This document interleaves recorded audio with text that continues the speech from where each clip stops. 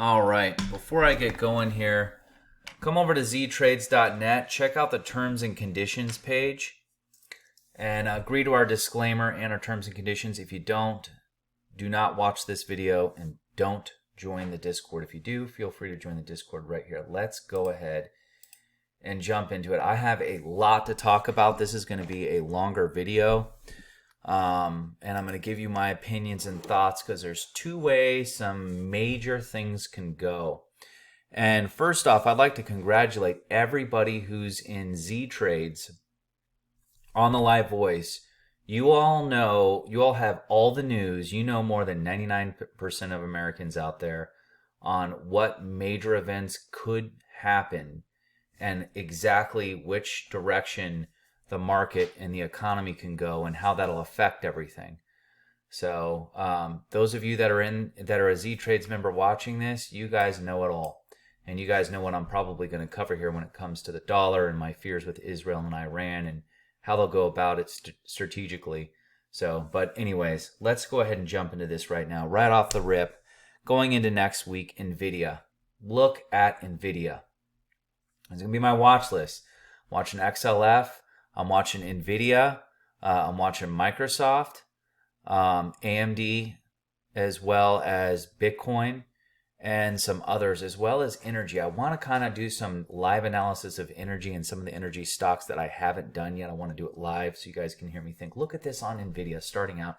Semiconductors have had a violent push from the bottom, 114 to 1 basically 25 in a matter of 3 days. That is, we're talking about an $11 move on Nvidia right off the 50 over here on the daily. Let's take a look at the weekly. Look at that on the weekly. Does that not look amazing? I mean, look at Nvidia here with the higher lows, right? Higher low, higher low, higher low, higher low.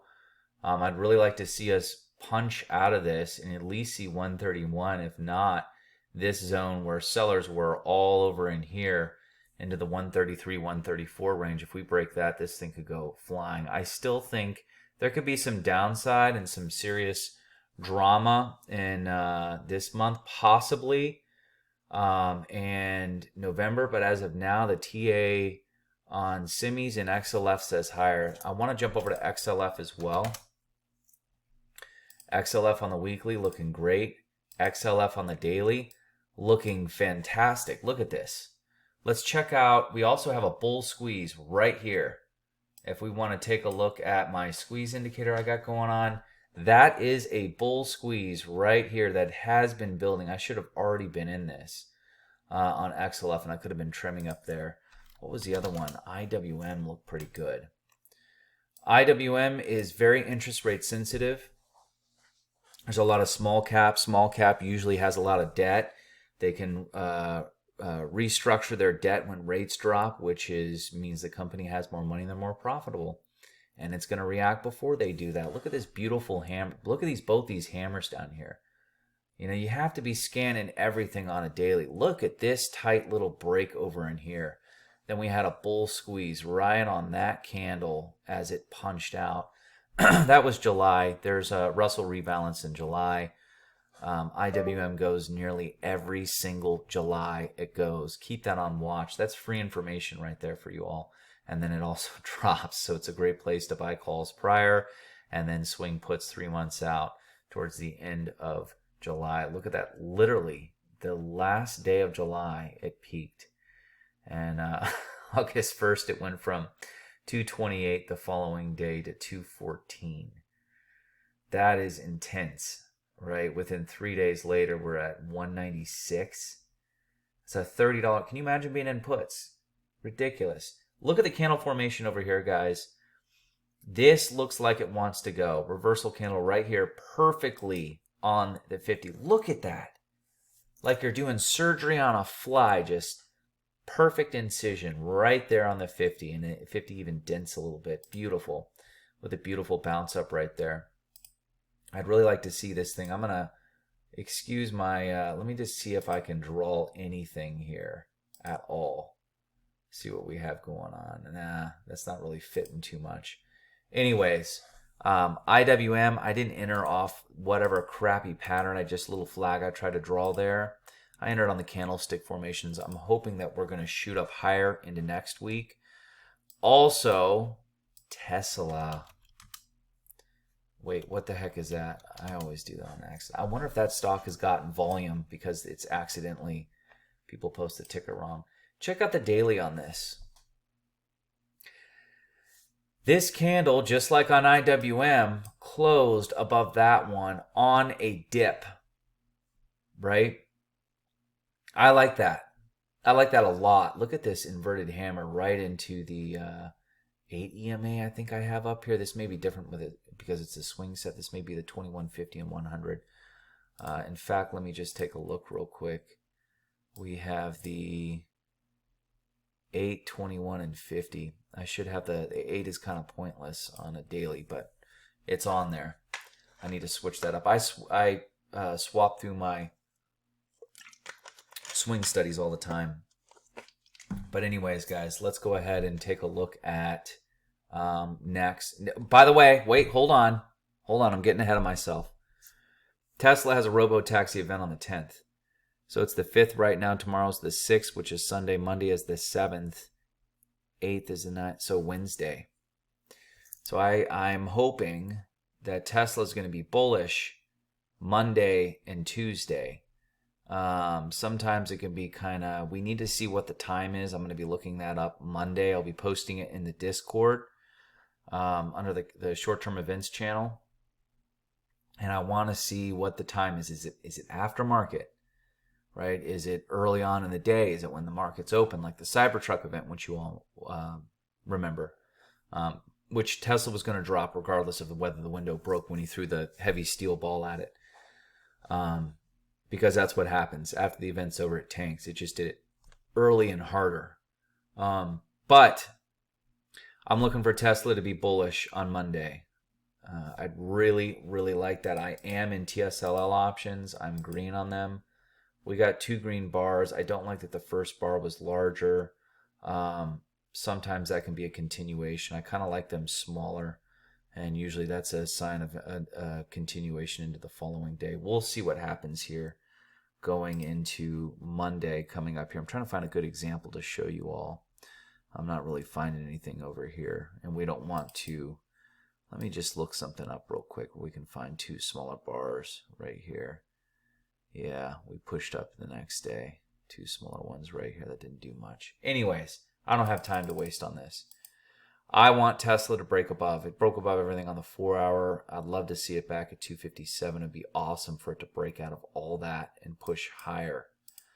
Let's look at the daily. The candlestick formation is why I entered on top of what we have going on with Tesla here. We came up to this double top area where it rejected before, and it cooled off, and I'm hoping that it's going to now push and break through. That's what I'm banking on next week. What else? Let's take a look at Bitcoin, and then we're going to look at energy. I've been covering Bitcoin every single weekend, right? So now what I'm looking at is, again, I've done this a million times, right? Ready? Lower low, lower low, lower low, lower low, all right? Higher low. And I'm hoping if we can get another candle that closes above this, this would be a confirmed low in my opinion, and we start to break out, and this would be a higher low. If this is the low that it went at 60, almost to the dot, right at 60, on this is futures, not actual Bitcoin, then I expect us to shoot back up to ATH, all-time highs. So we'll see how that plays out next week. Let's take a look at what's going on the daily. I really hate the open interest thing, really do. That is a good sign that RSI is overall trending higher, and it's holding. I really want to see us break out 1, 2, 3 reversal with a reversal candle right here. I need to see us charge out of that. That would be great. So yeah, let's see what happens. Energy. Let's go check to see what's going on with energy. Energy had a massive pop this week. Why? Look what happened with Iran and Israel. And what's the retaliation going to be? Are they going to hit each other's oil fields? Because Israel was, that's usually what they'll do. Because if you think about it like this, guys, What else does Israel? They could hit their nuclear sites, all right? But they could also, if they hit their port where the oil goes out, the entire economy is crippled. And then other than that, you have the actual oil fields, which means the economy is crippled. Or you have innocent civilians, which is just pointless. So now Iran's threatening to hit Israel's energy sites as well if they do that. If they both did that to each other, do you understand what would happen to energy? Should we take a look at a time where this is when Saddam, this open interest, dude. Why does this show up on my chart? Let me get this out here. Get off my chart. Let's take a look at a max chart. Here we go. Desert Storm. I talked about this in the chat. Right here, Saddam knew that they were going to have to do mapping to help the ground troops, the tanks and the troops, get through Iraq. And he thought that they were going to do that with airplanes. He didn't realize they had GPS, which was a newer technology at the time. So he set fire to the oil fields. Look at us having a 1, 2, 3 reversal right here. But he set fire to the oil fields. And it didn't work. But energy took off. What would that mean? And this wasn't as a sensitive time as it is now. If CPI comes in roaring hot, the market's going to just get absolutely cooked. So let's go to that same time back in 1990. Where is that? Right here. SPX went from 370 down to 295. That's a pretty big drop. That's a large drop. Very large drop. That's almost 1/3 of it, right? That's huge. That's a good 20 to 25% drop right there. And you notice it went up 1, 2, 3 reversal on a monthly, each candlestick being a monthly month time frame. 1, 2, 3 reversal. Second energy drop, SPY took off. If they knock each other's energy sites off the map, the price of energy is going to take off. Inflation is infected by a lot of it is energy, right? Which is why we didn't do so well over the last 4 years. It could have been a lot easier and better if we had energy where it was. And that's a whole nother conversation with the refining and everything. But in getting the cost of energy down like it was prior, in the prior 4 years where inflation came in, I know COVID happened. That definitely messed it up. There's overkill on PPP loans. But we were violently cutting interest rates prior to COVID, and inflation came in at 1.9. Energy helped out with that a lot because everything we get comes from trucks that ship it with diesel, right? Energy is everything. So it tanked the stock market badly here. If they weren't going through what we're going through right now at that time in 1990. If they hit each other's energy sites, and it happens in any other Middle Eastern countries, oil is going to go violently up. And I mean violently up. That would then cause what I'm looking at here, the US dollar, to go violently up. Let's switch this up. We're going to go to my day trading script yet on a monthly. 1, 2, 3 reversal. Just like here. 1, 2, 3 reversal. We pop for a month. Hopefully that's all it's going to be and it's going to reject up there, which I think it will. But if they do that, the dollar is going to go parabolic. It's going to go up violently. And they may have to pause interest rates. I think no matter what happens, they're going to cut. Due to it's an election year. They're going to want everything good, and they're going to be pressured by whoever's in office. It doesn't matter who's in office, if it's the right, if it's the left. They want rates low. They want everything looking well so that they can capture the next election. But again, if those energy sites get hit in Israel and Iran, and if any other countries get hit, energy will rocket. The US dollar will go up. If the US dollar goes up, everything goes down. What's going to go down the worst? I mean, big crypto is going to get absolutely demolished if that happens. And it could be a buy the dip opportunity depending on how bad it is, right? It'd be a perfect time to buy the dip as long as things don't escalate from there into World War III. If it's World War III, you think Bitcoin's going to hold? Bitcoin's going to go to like nothing. Of course it would bounce back, right? I'm not saying it's going to go to $5. It will always exist. But Bitcoin does not, everyone has this idea like it's this some type of like golden hedge. You know, gold is the hedge. Gold is the hedge. Silver is the hedge. But when the dollar goes up, that'll go down too. I mean, the best thing at that point would be treasuries. But if it only lasts a month, then you miss the dip, then it shoots up, everything shoots back up. If it doesn't go into World War III, the second we find out it's not, or there's any talks like, hey, let's cool things down, dollar's going to fall, market's going to push, right? Trying to bet on World War III, you would just probably lose money. You'd have better odds at a roulette table. So, and I'm not saying World War III is going to happen. I'm saying things are looking sketchy right now. So we have to really watch this. What I do like is we're starting to have a death crossover here, just like we had a golden crossover here back in going right into 2022. And the dollar took off, which what happened? Because rates went up, the stock market fell, which was so easy to predict. If you guys understand how this works, you'd be able to do that if you're in Z trades. So we're coming down in anticipation. This is a bearish rectangle. I'm hoping this is just going to be a dead cat like it was right there, and we'll peel over. Look at these 1, 2, 3s, right? I bet you right in November is when I'm positive. You remember how bad the end of 2023 was pretty brutal, and look at that violent push on the dollar, right? Let's just look at this August through October. Let's pull up SPY. August through October. Okay. August through October. August, we were at 458. At the end of October, we're at 408. $50 drop, right? And then the dollar went down, didn't it? And what happened in November? I just showed you. Rewind it if you need to see it again. We freaking ripped right into the end of the year until that happened. This, well, that's what we just covered. Anyways, I'm getting off topic.